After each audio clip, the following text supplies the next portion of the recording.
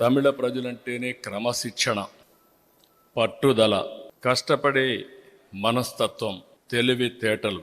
ఇదే తమిళ సోదరుల success secret. ఏ రంగంలో చూసినా, ఏ దేశంలో చూసినా తమిళనాడు నుంచి తమిళుల యొక్క విజయాలే కనిపిస్తాయి. అత్యంత ప్రాచీన నాగరికతల్లో తమిళనాడు ఒకటి.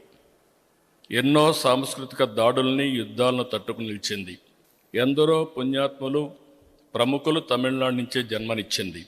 కన్నగి, తిరువళ్ళవార్, కంబన్, సుబ్రహ్మణ్య భారతి, సివి రామన్, సర్వేపల్లి రాధాకృష్ణన్, శ్రీనివాస రామానుజన్, అబ్దుల్ కలాం, స్వామినాథన్ లాంటి మహానుభావులు ఇక్కడి నుంచే వచ్చారు.